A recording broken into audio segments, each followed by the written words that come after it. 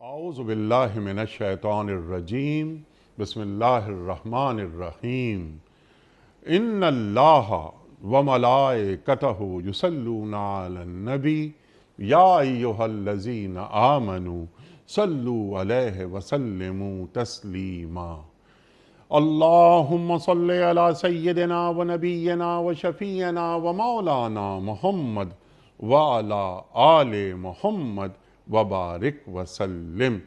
محترم خواتین و حضرات، السلام علیکم۔ پیام صبح کے ساتھ ایک بار پھر حاضر میں ہوں آپ کا میزبان انیق احمد۔ قرآن کریم کی مختلف آیات پر ہم روزانہ بات کرواتے ہیں۔ بات کیا کرواتے ہیں؟ سیکھتے ہیں اپنے ملک کے جید علماء سے، انہیں زحمت دیتے ہیں، وہ تشریف لاتے ہیں اور قرآن کریم کا علم ہم تک پہنچاتے ہیں۔ خواتین و حضرات، یہ پروگرام کیا ہے؟ بس قرآن کریم کو سمجھنے کی، سیکھنے کی اور اس پر عمل کرنے کی ایک کوشش ہے۔ ہمیں معلوم تو ہو کہ قرآن کریم ہم سے مخاطبت کیا کر رہا ہے۔ اللہ تعالیٰ اور اللہ کے رسول صلی اللہ علیہ وآلہ وسلم ہمیں کہاں دیکھنا چاہتے ہیں اور ہمیں کیسا دیکھنا چاہتے ہیں۔ ہمارے معزز علماء ہمیں تعلیم فرماتے ہیں اور قرآن کریم کی روشنی ہم تک پہنچا دیتے ہیں۔ آج ہم جس آیت کے تعلق سے سیکھیں گے آج کے عہد کے ایک جید عالم دین سے، وہ آیت ہے سورہ رعد کی آیت نمبر 28۔ اللہ تعالیٰ کیا فرما رہا ہے دلوں کے اطمینان کے حوالے سے؟ الا بذکر اللہ تطمئن القلوب۔ دلوں کو جو سکون ملتا ہے، اطمینان ملتا ہے، وہ اللہ کی یاد سے ملتا ہے۔ تو اللہ تعالیٰ کی یاد کیا ہوتی ہے؟ دلوں کو اطمینان، دلوں کو سکون صرف اہل ایمان ہی کو نصیب ہوتا ہے، جیسا کہ قرآن کریم فرما رہا ہے۔ یہ دلوں کا اطمینان ہوتا کیا ہے؟ یہ حاصل کیسے کیا جاتا ہے؟ اس اطمینان کو حاصل کرنے میں رکاوٹیں کیا کیا ہوتی ہیں؟ ذکر اللہ سے کیا مراد ہے؟ یہ بھی ہم اپنے سوالوں میں شامل کریں گے اس بات کو۔ خواتین و حضرات، آج کی جو چند مادہ پرستانہ سوچ، کچھ مادی اشیاء، ایک بڑی گاڑی مجھے مل گئی، ایک بڑا مکان مجھے مل گیا، بینک بیلنس اچھا خاصا ہو گیا تو مجھے سکون مل رہا ہے۔ چند ذاتی خواہشات کے پورا نہ ہونے کی وجہ سے ہم نے لوگوں کو بد سکون دیکھا ہے، لیکن وہ لوگ بھی ہم نے دیکھے ہیں کہ جو شدید مصیبتوں میں ہوتے ہیں، مصائب میں ہوتے ہیں، شدید بیماریوں کا شکار ہوتے ہیں، لیکن ان کے لہجے میں ایک اطمینان ظاہر ہوتا ہے۔ یہ اطمینان کیسے حاصل ہوتا ہے؟ آرام میں اور سکون میں کیا فرق ہے؟ یہ بھی رکھیں گے ہم ایک سوال، سیکھیں گے محترم ڈاکٹر محمد حماد لکھوی صاحب سے۔ ڈاکٹر صاحب، آپ کا بہت شکر گزار، آپ تشریف لائے۔ ڈاکٹر صاحب پڑھاتے ہیں پنجاب یونیورسٹی میں، ڈین ہیں اور الحمدللہ پچھلے 11 برس سے ہمارے ساتھ پیام صبح میں شریک ہوتے ہیں۔ شریک کیا ہوتے ہیں؟ ہم سب کے علم میں اضافہ کرتے ہیں۔ ڈاکٹر صاحب کو خوش آمدید کہتے ہوئے پروگرام کا آغاز اللہ تعالیٰ کے بابرکت نام سے، سورہ رعد اور آیت نمبر 28۔ اعوذ باللہ من الشیطان الرجیم، بسم اللہ الرحمن الرحیم۔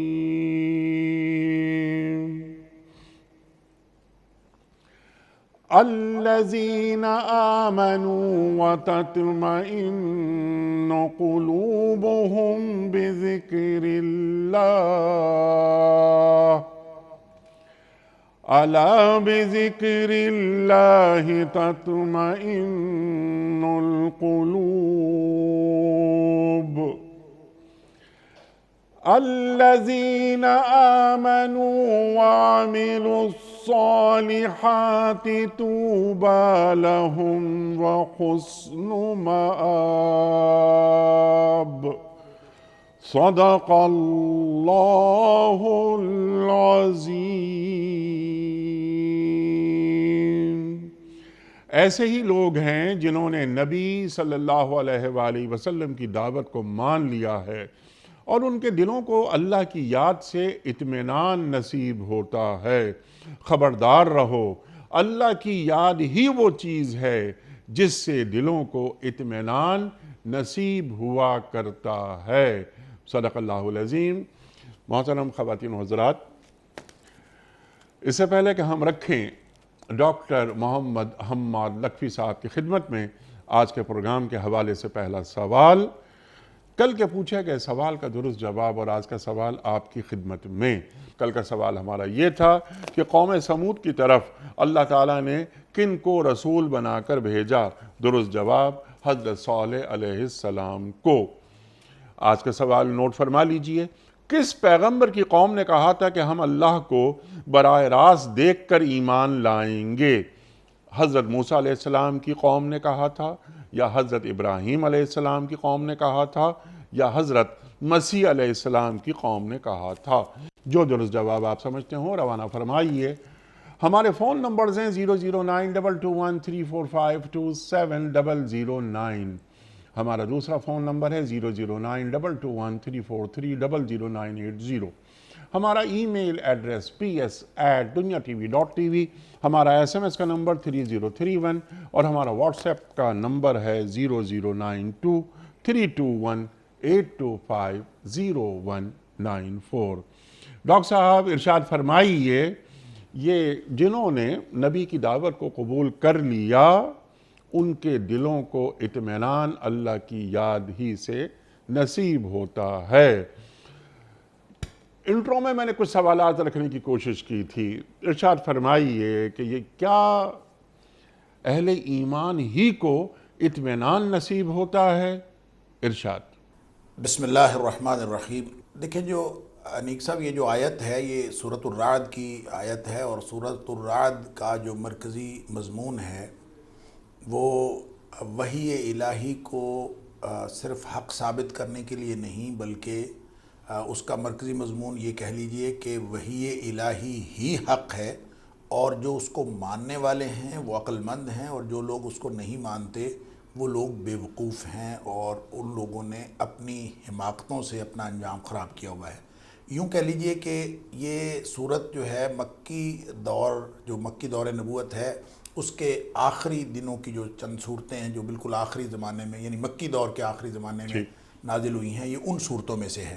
تو گویا جو کنکلوسیو قسم کے ریمارکس ہوتے ہیں اس ابتدائی عقیدے کی تعلیم کے، جو توحید کے اس بات کے لیے اور شرک کے رد کے لیے اللہ کریم نے قرآن حکیم کے اندر اور خاص طور پہ مکی صورتوں کے اندر فرمائی، اس کی ایک کنکلوسیو قسم کی سٹیٹمنٹ جو ہے وہ یہاں پہ دی جا رہی ہے۔ اور اس آیت سے پہلے جو ہے وہ ایک تذکرہ ہے کفار کے ایک مطالبے کا، کہ وہ یہ کہتے تھے کہ آپ جو ہے وہ کوئی ہمارے اوپر کوئی نشانی کیوں نہیں لے کے آتے، اور اس کے جواب میں یہ کہا گیا کہ اللہ تعالیٰ جسے گمراہ کرتا ہے اور جسے اپنی مشیت سے گمراہ کرتا ہے وہ گمراہ ہے، وَيَهْدِي إِلَيْهِ مَنْ أَنَابَ، اور جو اللہ کی طرف رجوع کرتا ہے اور جس کے اندر یہ مادہ ہوتا ہے قبولیت کا، وہ اس کو اللہ تعالیٰ ہدایت نصیب کرتا ہے۔ اور اس کا مطلب یہ ہوا کہ ان کے نشانی کے مطالبے کے جواب میں یہ کہا جا رہا ہے کہ وہ نشانی جو اللہ کی طرف سے تمہیں جس کا تم مطالبہ کر رہے ہو وہ اصل میں پہلے مل چکی ہے۔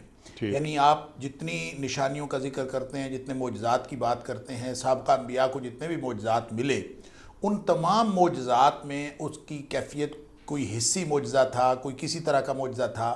نبی اکرم صلی اللہ علیہ وسلم کو جو معجزہ ملا ہے یہ علمی معجزہ ہے، اور وہ قرآن کی شکل میں ملا۔ بخاری شریف کی حدیث ہے، نبی کریم صلی اللہ علیہ وسلم نے خود فرمایا کہ یہ جو قرآن ہے یہ اس سے پہلے لوگوں کو، انبیاء جتنے بھی آتے رہے ان کو اللہ کی طرف سے معجزے ملتے رہے، لیکن جو مجھے ملے وَإِنَّمَا أُوتِيتُ الَّذِي وَحْيًا، مجھے جو چیز ملی وہ وہی ہے۔ اور ساتھ آپ نے یہ فرمایا کہ میں امید کرتا ہوں کہ قیامت والے دن میرے جو پیروکار ہیں وہ زیادہ ہوں گے، کیونکہ جو اللہ کریم نے ایک جاری اور علمی معجزے کے اندر ایک طاقت رکھی ہے وہ حصی معجزات کے اندر وہ طاقت نہیں تھی۔ یہ سب سے بڑھ کر یہ معجزہ ہے جو نبی کریم صلی اللہ علیہ وسلم کو دیگر امتیاز اور جو شرف حاصل ہوئے ان میں سے ایک شرف یہ بھی ہے۔ لیکن کفار مکہ اس کے باوجود نشانی کا مطالبہ کرتے ہیں۔ ان کو یہ کہا جا رہا ہے کہ نشانی تو گویا تمہارے پاس موجود ہے، اور وہ نشانی کیا ہے؟ وہ اللہ کا ذکر ہے۔ لہذا ذکر کے دو معنی ہیں، ایک معنی تو ہے اللہ کی طرف سے نصیحت، اور دوسرا معنی ہوتا ہے یاد۔ جب اس کو اس کانٹیکسٹ میں ہم دیکھتے ہیں، اسپیسیفک کانٹیکسٹ میں، تو یہاں ذکر سے مراد قرآن مجید ہے، اور انا نحن نزلنا الذکر و انا لہ لحافظون، قرآن نے خود بھی اپنا نام ذکر کہا ہے۔ اللہ تعالیٰ فرماتا ہے کہ ہم نے اس کو ذکر کو نازل کیا۔ تو گویا ان کو یہ ایک پہلو ہے اس آیت کے مفہوم کا کہ ان کو یہ کہا جا رہا ہے کہ جن لوگوں کو اللہ تعالیٰ نے جن کے اندر قبولیت کا مادہ موجود ہے، جو رجوع کرتے ہیں، من اناب جو رجوع کرتا ہے، اس کے لیے تو یہ معجزہ موجود ہے اور یہ ہدایت کے لیے کافی ہے۔ اور پھر وہ لوگ کون ہیں؟ وہ جو اللہ کے ذکر پر یعنی اللہ کے قرآن پر مطمئن ہیں۔ تطمئن قلوبہم، ان کے دل جو ہے مطمئن ہیں، اور الا بذکر اللہ تطمئن القلوب۔ جس شخص کو علم کے میدان میں ایک ارج ہو کہ میں کسی علم پر پہنچنا چاہتا ہوں، وہ سارے کے سارے جو ذرائع علم ہیں ان کو وہ ڈھونڈ نکالے، ان کو عمل میں لے آئے، بروئے کار لے آئے، وہ اپنی عقل کو استعمال کر لے، اپنے حواس کو استعمال کر لے، اپنی ساری زندگی وہ لگا لے، سارے سورسز آف کمیونیکیشن انورڈز اور آؤٹ ورڈز، اپنا مشاہدہ، اپنی ہر چیز جو ہے وہ اس کو استعمال کر لے، لیکن اس کے باوجود وہ کبھی کسی ایسے علم کو اس وقت تک نہیں پہنچ سکتا کہ جو اس کو اطمینان کر دے جب تک وہ وحی الہی کی طرف نہ آئے۔ الا بذکر اللہ تطمئن القلوب کا ایک معنی ہے کہ دنیا میں جتنی بھی سرچ اور ریسرچ ہو رہی ہے، جتنا بھی تجسس ہے، جتنا بھی لوگ اپنی فکری پیاس بجھانے کے لیے، اپنی روح کی غذا کے لیے، اپنے علم کی اس معراج کو پہنچنے کے لیے جہاں جہاں بھی لوگ جو کچھ بھی کر رہے ہیں، جب تک وہ اللہ کے قرآن پر نہیں پہنچیں گے کبھی بھی وہ اطمینان کی کیفیت حاصل نہیں کر سکتے۔ یہ اس آیت کا ایک پہلا مفہوم۔ جی ڈاکٹر صاحب، کیا اچھی بات آپ نے فرمائی کہ جتنے تحقیق کرنے والے لوگ ہوتے ہیں دنیا بھر میں، خواہ مسلمان ہوں یا غیر مسلم، ان کا علم انہیں اللہ تک ہی پہنچا دیتا ہے کسی نہ کسی شکل میں۔ اور تحقیق کا مطلب یہی ہے کہ حق تک پہنچنا، اور حق اللہ کے سوا کون ہو سکتا ہے؟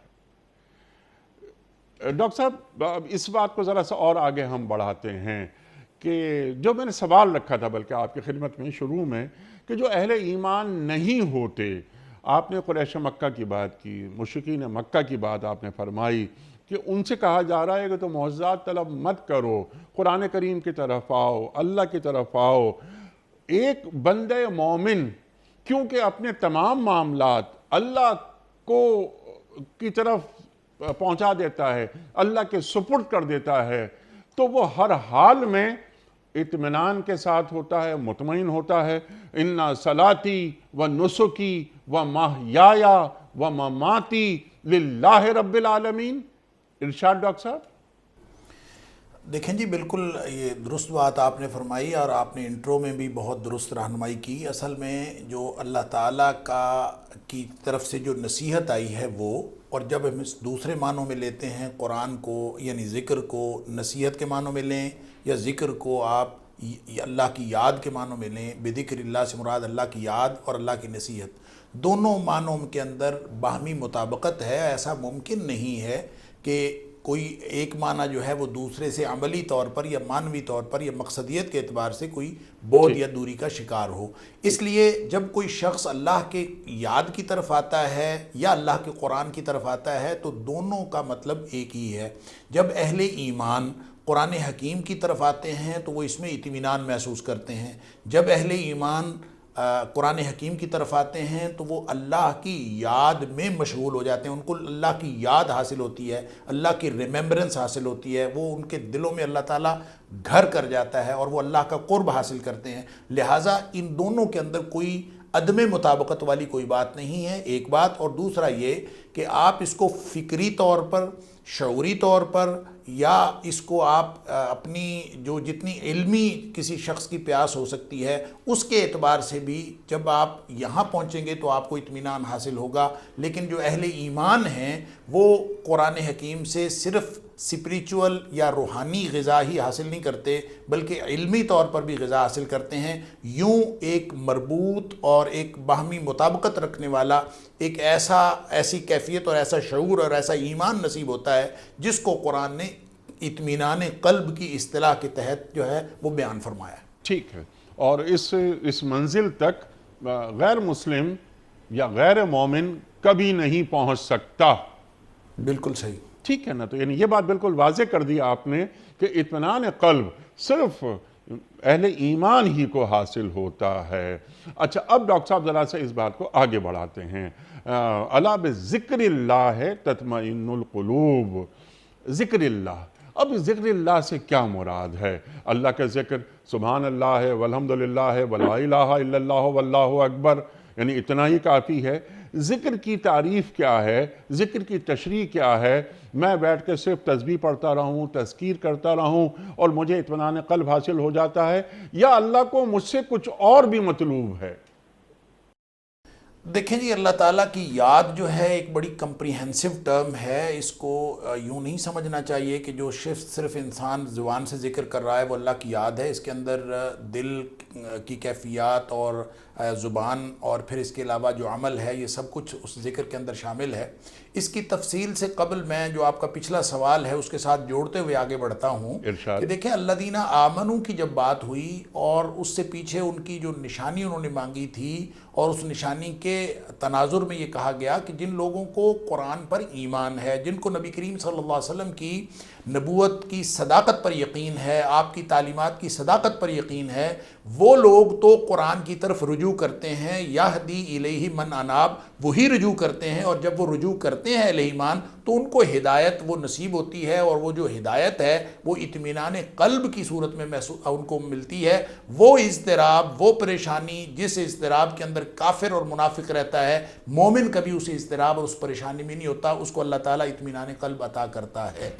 اب آ جائیے کہ اس اطمینان قلب سے، اس ذکر سے کیا مراد ہے جو جس سے دل اطمینان پاتے ہیں؟ تو وہ ذکر جس طرح سے قرآن ایک کمپریہنسو اور ایک جامع کتاب ہے اور جامع ضابطہ ہے عمل کا، اور اس کے اندر روح اور جسم اور پوری زندگی کی انفرادی اور اجتماعی تعلیمات اور غذا کا سامان موجود ہے، بعین ہی ذکر بھی ایک مربوط اور جامع اصطلاح ہے جس کے اندر انفرادی سے لے کر اجتماعی نظام تک سب کچھ اپنی مقصدیت کے اعتبار سے اور اپنی عملیت کے اعتبار سے اس کے اندر موجود ہے۔ اگر کوئی شخص اللہ کو یاد نہ رکھے تو اس کے عمل کے اوپر فرق پڑتا ہے، اور جو شخص اللہ کو یاد رکھتا ہے اس کا عمل اور طرح کا ہے، اور جو شخص اللہ کو یاد نہیں رکھتا اس کا عمل اور طرح کا ہے۔ لہٰذا اس کو ذکر کے ساتھ اس طرح سے منسوب کیا ہے کہ کوئی شخص جو اللہ کو یاد رکھتا ہے، نبی اکرم صلی اللہ علیہ وسلم نے فرمایا کہ وہ شخص مثل الذی یذکر ربہ، اس شخص کی مثال جو اللہ تعالیٰ کو یاد رکھتا ہے، والذی لا یذکر، اور وہ جو نہیں یاد رکھتا، ان کا فرق اتنا ہے کہ کمثل الحی والمیت، اتنا فرق ہے جیسے ایک مردہ ہو اور ایک زندہ ہو۔ اللہ اکبر، اللہ اکبر۔ تو گویا مردہ جو ہے وہ ہر اعتبار سے مردہ ہوتا ہے، اس کے اندر نہ شعور ہوتا ہے، نہ اس کے اندر کیفیات ہوتی ہیں، نہ اس کے اندر روحانیت ہوتی ہے، نہ اس کے اندر عمل کی تحریک ہوتی ہے، اور نہ ہی وہ عملی اعتبار سے کسی کام کا ہوتا ہے۔ اور اس کے اپوزٹ جو ہے وہ جو زندہ ہے، اس کے اندر اللہ تعالیٰ نے زندگی کی تگ و تاز بھی رکھی ہوتی ہے، اس کے اندر شعور بھی ہوتا ہے، اس کے اندر کیفیات ہوتی ہیں، اس کے اندر نفسیاتی اطمینان کی بات ہوتی ہے، اور پھر عمل کی قوت اور عمل کی تحریک، اور پھر اس عمل کے نتائج حاصل کرنے کی عرض، یہ پورا کا پورا نظام جو ہے وہ زندہ کے اندر ہے۔ اسی طرح نبی اکرم صلی اللہ علیہ وسلم نے مثال اس گھرانے کی بھی دی، وہ گھر جس کے اندر اللہ کا ذکر ہوتا ہے اور وہ گھر جس کے اندر اللہ کا ذکر نہیں ہوتا۔ مثل الذی بھی فرمایا اور مثل البیت بھی فرمایا، وہ گھر جس کے اندر اللہ کا ذکر ہوتا ہے اس کی مثال بھی آپ نے فرمایا کمثل الحی والمیت، ایک مردہ خانہ ہے، ایک زندہ لوگوں کا گھر ہے، تو دونوں کے اندر کس قدر فرق ہے۔ ظاہر ہے قبرستان والے وہ جو بستی ہے وہاں پہ کوئی عمل نہیں ہوتا، کوئی کام نہیں ہوتا، لہٰذا یہ کہنا کہ ذکر کا تعلق صرف زبان کے ساتھ ہے اور زبان سے لا الہ الا اللہ استغفر اللہ الحمدللہ کہہ لینا یہ ذکر ہے، یہ بہت ہی محدود تصور ہے ذکر کا۔ یہ نو ڈاؤٹ کہ یہ ذکر کے اندر شامل ہے، یہ جتنے بھی اذکار ہم زبان سے کرتے ہیں یہ دراصل ٹول ہیں، دراصل یہ ذریعہ ہیں، دراصل یہ بنیاد ہیں اس ریمیمبرنس کی، اللہ کی اس یاد کی جو انسان کو ہر وقت، دیکھیں وَاذْكُرْ رَبَّكَ اِذَا نَسِيتَ، قرآن کہتا ہے کہ جب تم بھول جاؤ کسی بات کو تو اپنے رب کو یاد کیا کرو۔ کیا مطلب؟ کہیں بھی انسان اپنے اس مقصدیت سے، اپنی زندگی کے مقصد سے جہاں کہیں نسیان کا شکار ہوتا ہے اور وہ کبھی عملی اعتبار سے ٹھہراؤ کا شکار ہو جائے یا عملی اعتبار سے اس میں کہیں کوئی انحراف آنے کی کیفیت ہو تو وہ فوراً اپنے اللہ کو یاد کرے کہ میں یہاں پہ کیوں ہوں، میں اللہ کا بندہ ہوں، اور ایک عبد کی کیا ڈیوٹی ہے، وہ کس طرح اس کو رہنا چاہیے۔ جب وہ اللہ کو یاد کرے گا تو اس کے عمل کے اوپر اس کا فرق پڑے گا۔ یہ ہے دراصل وہ یاد اور وہ ذکر اللہ کا جس کا تعلق قلبی کیفیات کے ساتھ بھی ہے، زبان کے ہلنے کے ساتھ بھی ہے، اور پھر پورے عمل کے ساتھ ہے، کیونکہ اس کے اندر وہ شعور موجود ہے کہ میرا اللہ میرے ساتھ ہے اور میرا اللہ مجھے دیکھ رہا ہے، اور پھر انسان کے اس طرز عمل کے اوپر اسی یاد کا فرق پڑتا ہے جس سے ایمان کی راہیں اور کفر کی راہیں جو ہے وہ جدا ہو جاتی ہیں۔ سبحان اللہ، سبحان اللہ، میرا اللہ مجھے دیکھ رہا ہے، میرا اللہ میرے ساتھ ہے، ان اللہ معنا، اللہ اکبر۔ تو ڈاکٹر ایک حدیث کے اندر آتا ہے انیک صاحب کہ نبی اکرم صلی اللہ علیہ وسلم نے فرمایا انا مع عبدی، نبی اکرم صلی اللہ علیہ وسلم فرماتے ہیں، اللہ فرماتا ہے، یہ حدیث قدسی ہے، انا مع عبدی اذا ذکرنی، میرا بندہ جب مجھے یاد کرتا ہے تو میں اس کے ساتھ ہوتا ہوں۔ جہاں یہ فرمایا کہ انا عند ظن عبدی بی، میرا بندہ میرے بارے میں جیسا گمان کرتا ہے میں ویسا اس کے ساتھ معاملہ کرتا ہوں۔ پھر فرمایا انا مع عبدی اذا ذکرنی، جب بندہ مجھے یاد کرتا ہے تو میں اس کے ساتھ ہوتا ہوں۔ اور پھر یہ بھی فرمایا کہ جب وہ مجھے یاد کرتا ہے اپنے دل میں تو میں بھی اس کو اپنے دل میں یاد کرتا ہوں، جب وہ محفل میں یاد کرتا ہے تو میں بھی اس کو محفل میں یاد کرتا ہوں۔ پھر ایک حدیث میں فرمایا انا مع عبدی اذا ذکرنی، میں اپنے بندے کے ساتھ ہوتا ہوں جب وہ مجھے یاد کرتا ہے۔ وتحرکت بی شفتا، جب اس کے دونوں ہونٹ ہلتے ہیں تو اس وقت میں اس کے بالکل ساتھ ہوتا ہوں۔ اب جس شخص کو اللہ کی معیت حاصل ہو جائے، ان اللہ مع الصابرین جب فرمایا تو اس کا مطلب ہے جو ذکر کرنے والا ہے، جس کی زبان سے اللہ کا ذکر جاری ہے، یہ ممکن نہیں ہے کہ وہ عملی طور پر ڈٹنے والا اور صبر کرنے والا نہ ہو۔ یہ ہے وہ مطابقت اور یہ مربوط نظام ہے جو انسان کے قول اور فعل کو بھی مربوط کرتا ہے اور پھر انفرادی اور اجتماعی پورے نظام کو مربوط کرتا ہے۔ اسی کو ہم اللہ کی یاد کہتے ہیں، اور یہ ہے ذکر اللہ، جو اللہ نے قرآن میں فرمایا کہ وَلَذِكْرُ اللَّهِ أَكْبَرُ، کائنات کی سب سے بڑی نعمت جو ہے وہ اللہ کی یاد ہے۔ جس شخص کو یہ حاصل ہو جائے اس کو اور کیا چاہیے؟ سبحان اللہ، جس شخص کو یہ حاصل ہو جائے اس سے بڑی کیا بات ہو سکتی ہے۔ اچھا ڈاکٹر صاحب، اب یہاں سوالات بہت سارے اٹھ کر آتے ہیں، سامنے ذہن میں آتے ہیں، ایک ایک کر کے سوال میں آپ کی خدمت پہ رکھتا ہوں۔ آپ نے یہ تذکیر کی بات کی، زبان سے ذکر کرنا اللہ تعالیٰ کا یہ جو پہلی منزل ہے، جیسا کہ آپ نے فرمایا، اب اس کو ہم رفتہ رفتہ آگے بڑھاتے ہیں۔ اب یہ اللہ تعالیٰ کی ذات کو اور اللہ تعالیٰ کی صفات کو غور و فکر کے ذریعے ان تک پہنچنا، تدبر کے ذریعے پہنچنا، کیا اس کے ذریعے بھی اطمینان قلب حاصل ہو جاتا ہے؟ دیکھیں بالکل صحیح، اطمینان قلب، اصل میں جب ہم اطمینان کی بات کرتے ہیں تو اطمینان ایک ٹھہراؤ ہے، ایک انسان کی تسکین کا نقطہ ہے، اور یہ بالکل ایک ریلیٹیو ٹرم ہے، اور اس کا تعلق اور اس کی جو اس کی بنیاد ہے، جس کا انحصار ہے، وہ اس ٹارگٹ کے اوپر ہے جو انسان نے اپنی زندگی کا مقصد بنایا ہوا ہے۔ جیسے بچہ ہے، اس کو کھلونا مل جائے تو وہ اس کو سکون آ جاتا ہے، اسی طرح جب کوئی صاحب شعور اپنی زندگی کا ایک مقصد طے کرتا ہے تو سب سے بنیادی بات یہ ہے کہ کس مقصد کے لیے زندگی گزار رہا ہے۔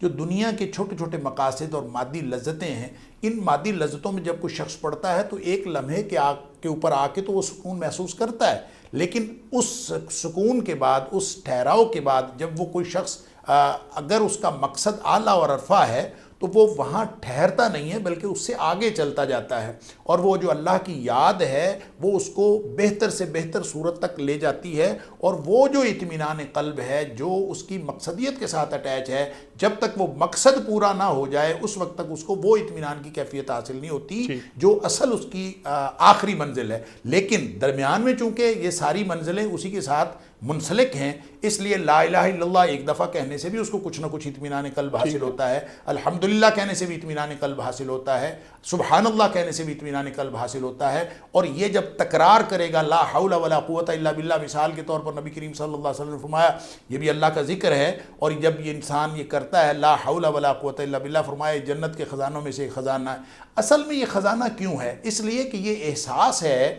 لا حول ولا قوت الا باللہ، اپنے آپ کو یہ احساس دلانا ہے اپنی بے بسی اور عاجزی کا کہ میرے پاس تو کوئی طاقت ہے ہی نہیں، نہ نیکی کرنے کی نہ برائی چھوڑنے کی، الا باللہ، سوائے اللہ کے۔ جب یہ کہے گا اور اس کی تکرار کرے گا، بار بار یہی کہتا ہے یا اللہ میرے پاس کوئی طاقت نہیں، یا اللہ میرے پاس کوئی طاقت نہیں، یا اللہ میرے پاس کوئی طاقت نہیں، تو یہ تکرار اس کو اصل میں اس کیفیت تک لے جاتی ہے جو فکر کے اعتبار سے بھی، شعور کے اعتبار سے بھی، قلبی کیفیت کے اعتبار سے بھی اور عمل کی کیفیت کے اعتبار سے بھی اپنے مقصد کو پہنچ جائے۔ تو یہ اس اعتبار سے ہر منزل اطمینان کا باعث بنتی ہے اور اس آخری منزل تک لے جاتی ہے جو اصل الاصول اور آخری منزل ہے اطمینان قلب کی، جو انسان کو اللہ کے قرب کے ساتھ حاصل ہوتی ہے۔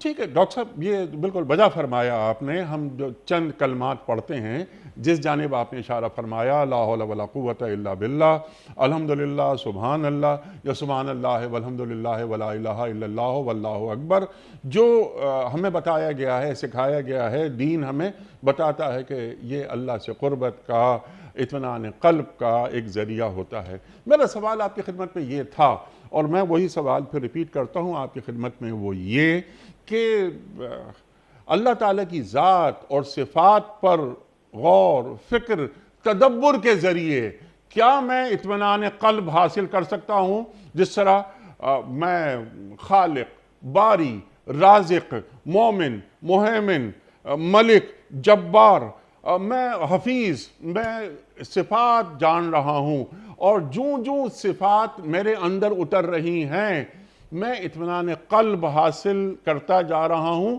اور اللہ سے قریب ہوتا جا رہا ہوں۔ تو کیا مجھے ایک طریقہ، آپ نے تعلیم فرما دیا، کیا ایک طریقہ یہ بھی ہو سکتا ہے کہ صفات خداوندی، صفات الہی پر غور و فکر کرتے ہوئے اللہ کو اپنے اندر اتار لینا؟ دیکھیں جی، بات یہ ہے کہ ان دونوں باتوں میں جو آپ نے دو الگ الگ پہلو بتائے، یہ بظاہر الگ الگ پہلو ہیں، لیکن در حقیقت اللہ تعالیٰ کے قرب کے سفر میں یہ دونوں باہم جڑے ہوئے ہیں، باہم ملے ہوئے ہیں۔ اس کو یوں سمجھ لیجئے کہ جیسے قرآنی آیات ہیں، اور قرآن کی آیات کو ہم جملہ اور فقرہ نہیں کہتے، اس کا نام آیت ہے، اور اس کا مطلب ہے یہ نشانی ہے، اور ایک وہ نشانیاں ہیں جو ارد گرد پھیلی ہوئی کائنات کے اندر ہیں، اور کائنات کے اندر جو پھیلی ہوئی نشانیاں ہیں وہ اللہ تعالیٰ کی معرفت دیتی ہیں، اللہ تعالیٰ کی، اور اللہ تعالیٰ کی ذات اور اللہ تعالیٰ کی توحید کے وہ مظاہر ہیں سارے۔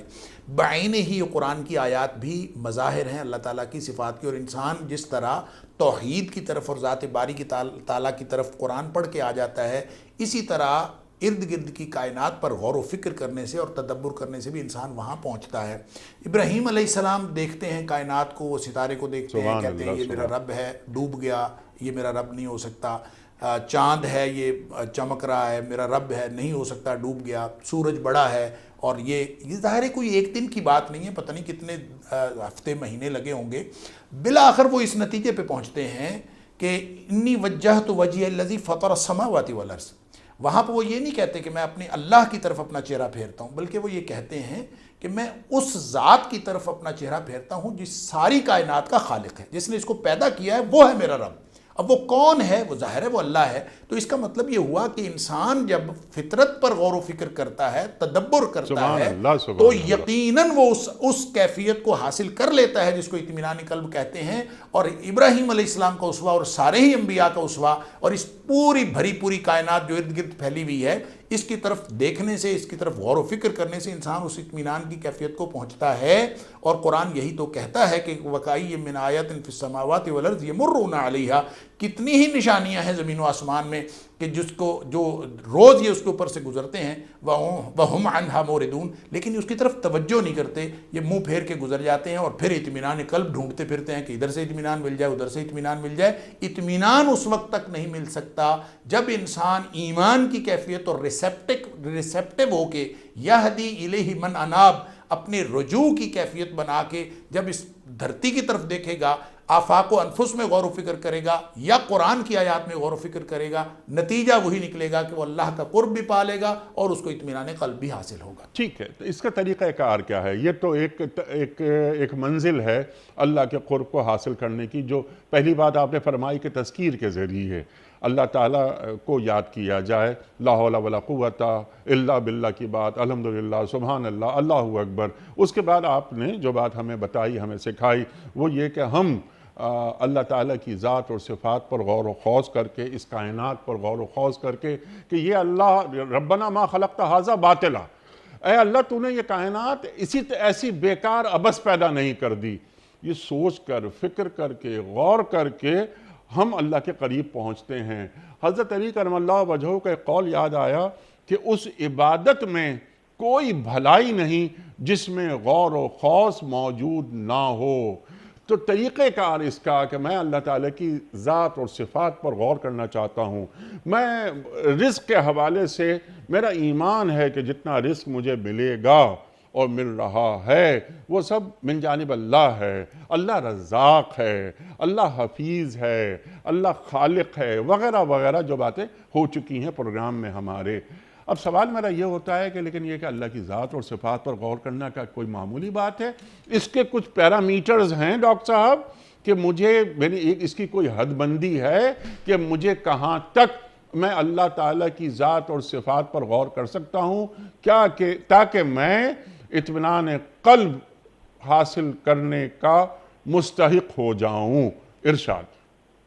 دیکھیں نیک صاحب، اس کو آپ غور و فکر کو اور عمل کو اور آپ ایک تو الگ الگ نہیں کر سکتے، اور دوسرا اس کے لیے جو اسوہ ہے، جو طریقہ کار ہے، وہ وہی ہے جو نبی اکرم صلی اللہ علیہ وسلم نے فرمایا اور آپ نے عمل کر کے دکھایا اور جو آپ نے بتایا۔ اب نبی اکرم صلی اللہ علیہ وسلم کی حیات طیبہ کو آپ دیکھ لیں اور آپ نے جو صحابہ کرام کو دین سکھایا اس کو دیکھ لیں، ابتدا اس کی زبان سے اشہد ان لا الہ الا اللہ کہنے سے، کلمہ شہادت زبان سے جب انسان ادا کرتا ہے، اقرار باللسان و تصدیق بالقلب و عمل بالجوارح، یہ وہ ابتدا ہے کہ پہلے زبان سے اقرار کرے انسان، اور وہ سارے کلمات اور وہ سارے کلمات جس کو آپ ذکر بھی کہہ سکتے ہیں، اس سے اقرار کرتا جائے، دل سے تصدیق کرتا جائے، اعمال اس کے مطابق ڈھالتا جائے، تو یہ ایک وہ ڈسپلن بنتا ہے جس ڈسپلن پر نبی کریم صلی اللہ علیہ وسلم نے خود بھی اپنی حیات طیبہ اسی پر بسر کی، اور آپ نے یہی بتایا کہ اسی طرح کرنا ہے۔ ایک حدیث کے اندر آتا ہے کہ ایک اعرابی آیا اور وہ آ کے نبی کریم صلی اللہ علیہ وسلم سے کہتا ہے کہ اللہ کے رسول صلی اللہ علیہ وسلم، یہ جو دین کی تعلیمات ہیں، ان شرائع الاسلام قد کثرت، یہ تو بہت زیادہ ہیں، اتنی زیادہ تعلیمات ہیں دین کی، میں کیا کروں؟ مجھے تو آپ کوئی ایک بات بتا دیں کہ اتشبث بہ، میں اس ایک بات پر عمل کر لوں اور مجھے بس جنت مل جائے، مجھے تو بس ایک بات بتا دیں۔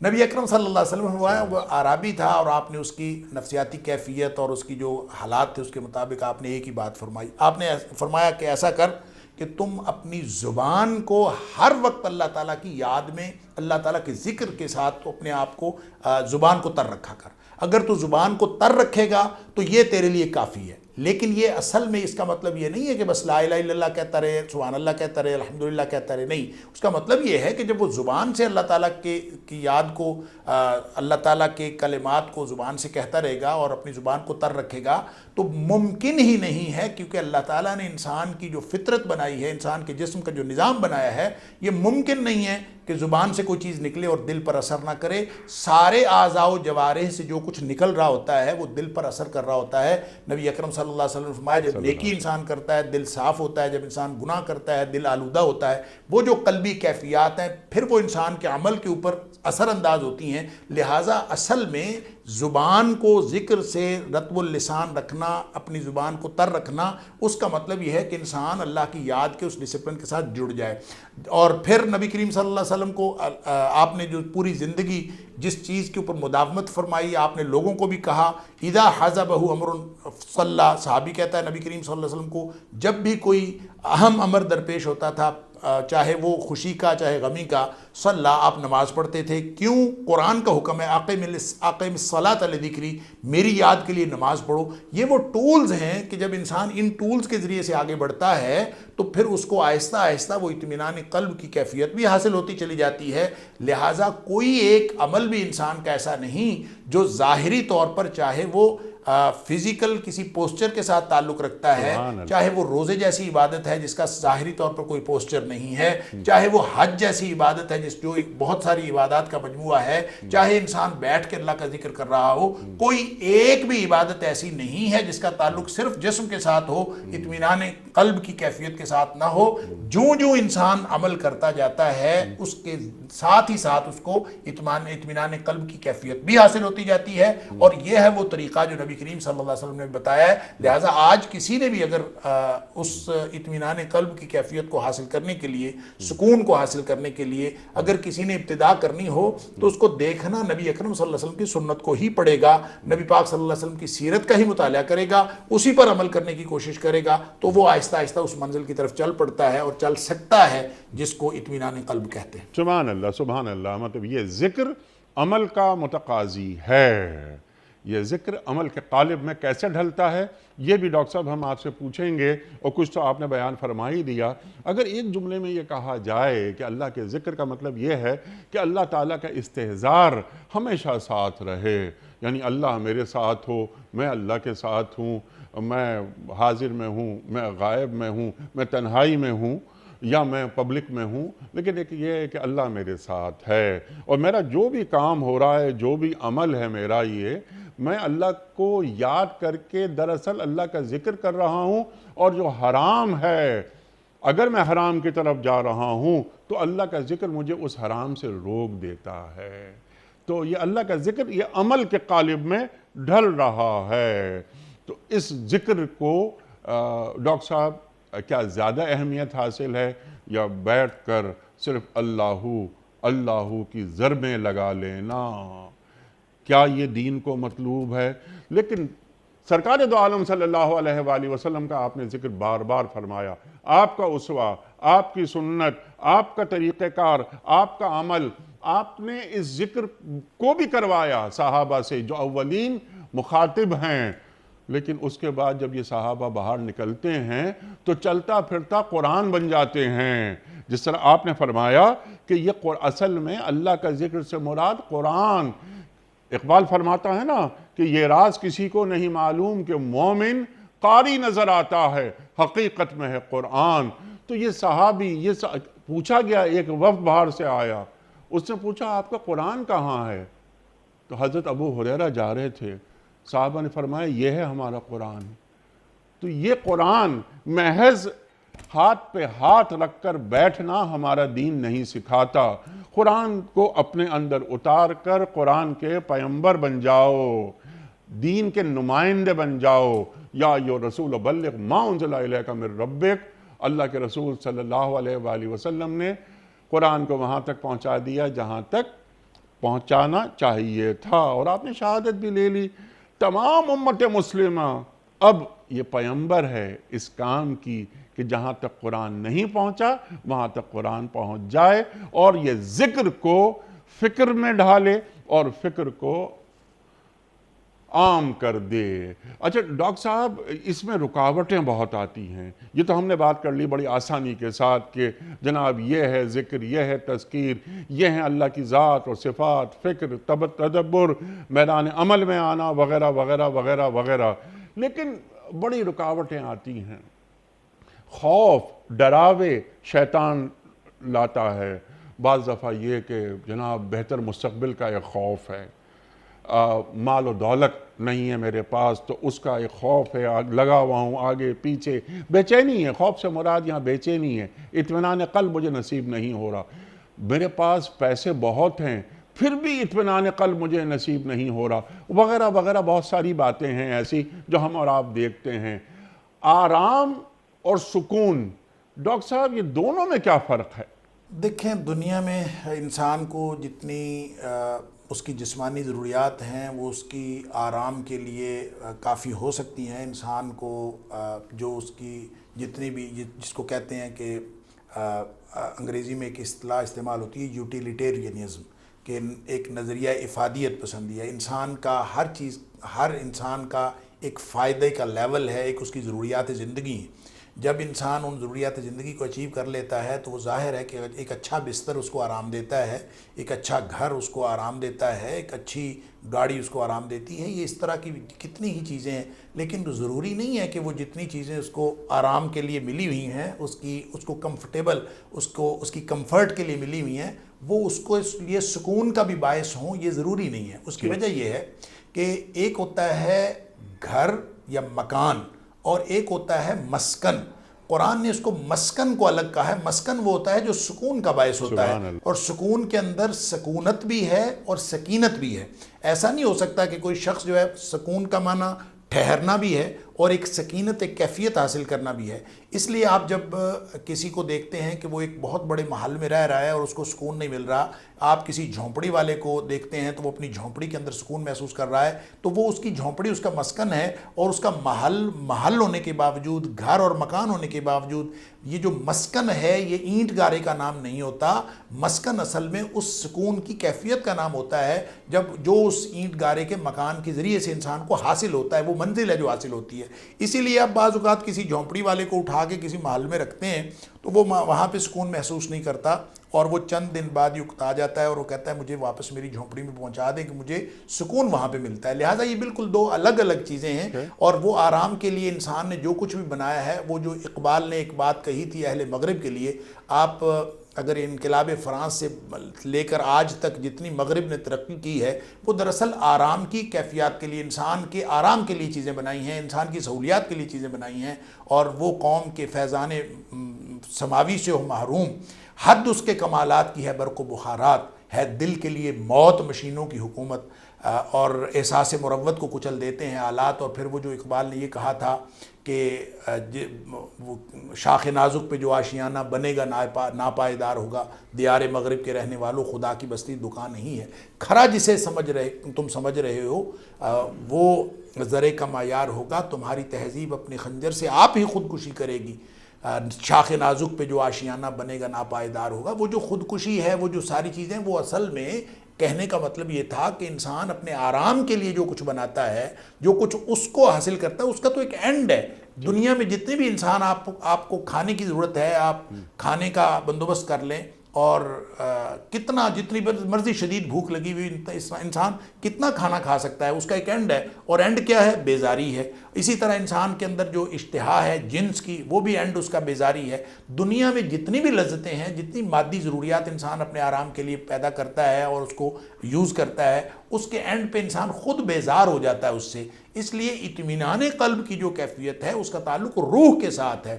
اور روح کو جب تک ایڈریس نہ کیا جائے، روح کے تقاضوں کو ایڈریس نہ کیا جائے اور روح کے تقاضوں کو ساتھ رکھ کے نہ دیکھا جائے، اس وقت تک نہ انسان کی شخصیت کی تکمیل ہوتی ہے، اور نہ ہی انسان اس کیفیت کو حاصل کر سکتا ہے جس کو لوگ جو ہیں وہ اپنے آرام طلبی کے بعد وہ کہتے ہیں کہ ہماری زندگی میں سکون کوئی نہیں ہے، ہم اب بے سکونی کی زندگی گزار رہے ہیں. لہذا آرام اور سکون کے اندر یہ زمین آسمان کا فرق ہے.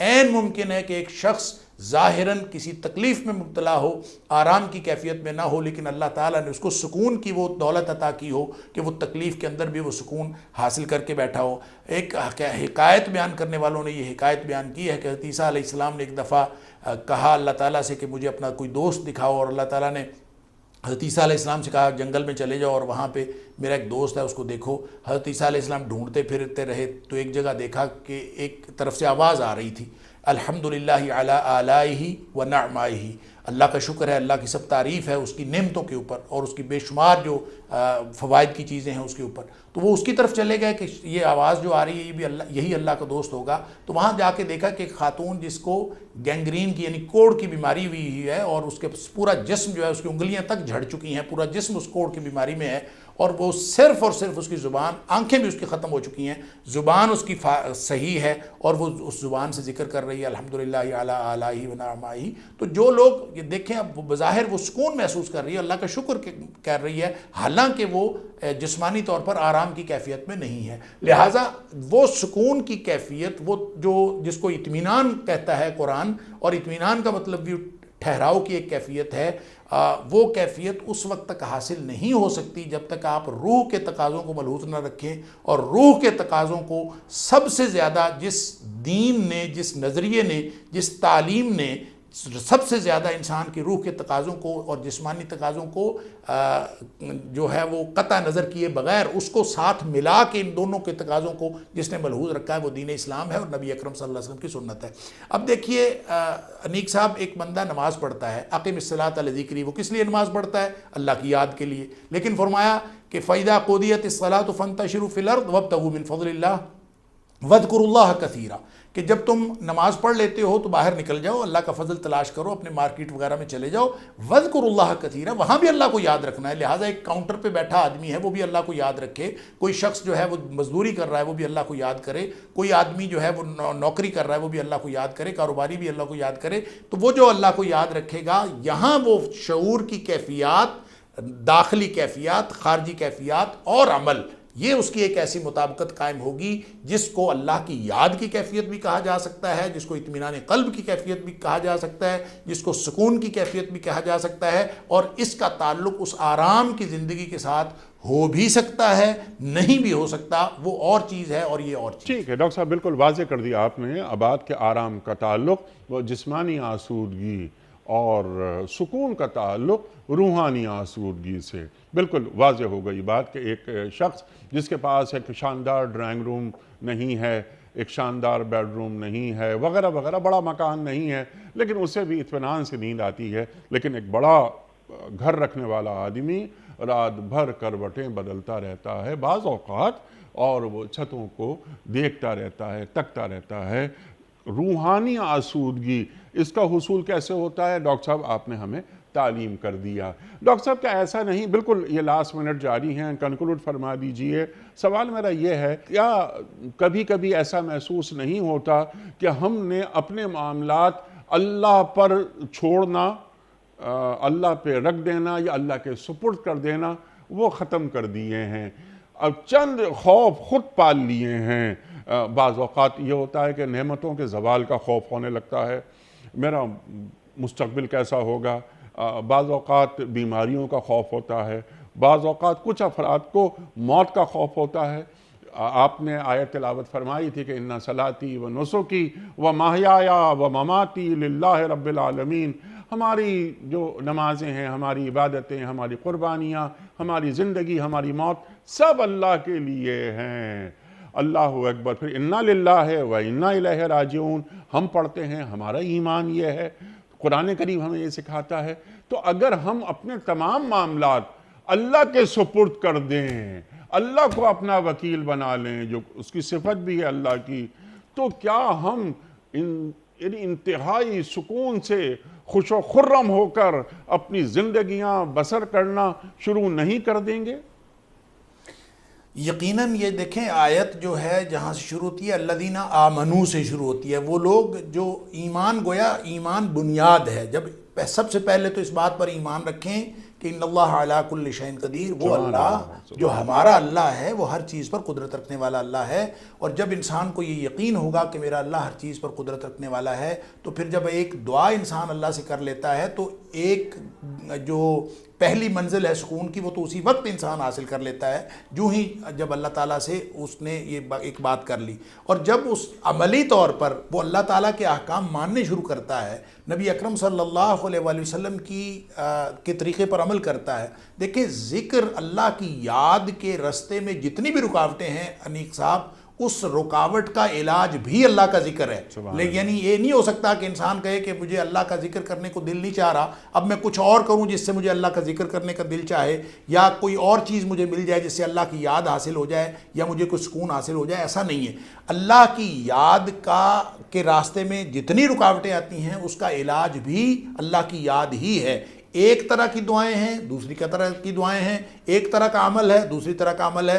اب دیکھیں نا، جنگ کے میدان میں کھڑے ہوئے ہیں، سامنے اتنی بڑی فوج ہے، 3 گنا بڑی فوج ہے، اور اس 3 گنا بڑی فوج کے سامنے اپنے سامان بھی کم ہے، افراد بھی کم ہیں اور کچھ بھی ہونے جا رہا ہے، لیکن اس خوف کی کیفیت میں بھی اللہ تعالیٰ فرماتا ہے وَأَنزَلَ عَلَيْهِمُ السَّكِينَةَ، اللہ تعالیٰ نے ان کے اوپر سکینت نازل کر دی، ان کو بالکل سکون ہو، وہ بالکل پرسکون ہو گئے۔ اور وہ سکون کیا چیز ہے؟ یہ اللہ کی یاد سے ہوتا ہے، جب اس کو یقین ہے کہ میرا ایک اللہ ہے اور میرا اللہ ہر چیز پر قادر ہے، چاہے میرے سامنے بڑی 3 گنا بڑی فوج ہے اور سارا کیل کانٹے سے لیس ہے، لیکن میرا اللہ ہر چیز پر قدرت رکھنے والا ہے، اس سے وہ سکون حاصل ہوتا ہے اور سکینت حاصل اور ہوتی ہے۔ میرا اللہ مجھے کبھی تنہا نہیں چھوڑے گا۔ تو اللہ پہ بھروسہ، اپنے معاملات کو اللہ کے سپرد کر دینا۔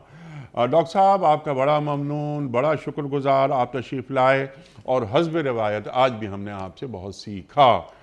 خواتین و حضرات، وقت مکمل ہوا۔ بہت ساری باتیں مزید ہو سکتی ہیں لیکن وقت محدود ہے اور گفتگو لامحدود۔ انشاءاللہ کسی اور پروگرام میں ہم ڈاکٹر صاحب کو زحمت دیں گے اور ڈاکٹر صاحب سے مزید سیکھیں گے۔ کوئز: قوم سمود کی طرف اللہ تعالیٰ نے کن کو رسول بنا کر بھیجا؟ یہ ہمارا تھا سوال کل کا۔ درست جواب حضرت صالح علیہ السلام کو۔ آج کا سوال نوٹ فرما لیجئے۔ کس پیغمبر کی قوم نے کہا تھا کہ ہم اللہ کو براہ راست دیکھ کر ایمان لائیں گے؟ حضرت موسیٰ علیہ السلام کی قوم نے کہا تھا، یا حضرت ابراہیم علیہ السلام کی قوم نے کہا تھا، یا حضرت مسیح علیہ السلام کی قوم نے کہا تھا؟ جو درست جواب آپ سمجھتے ہوں روانہ فرمائیے۔ ہمارے فون نمبرز ہیں 0092213452709۔ ہمارا دوسرا فون نمبر ہے 009221343000980۔ ہمارا ای میل ایڈریس ps@dunyatv.tv۔ ہمارا SMS کا نمبر 3031۔ اور خواتین و حضرات، یہ وقت ہے قرآن اندازی کا۔ کراچی میں میرا کوئی مہمان موجود نہیں۔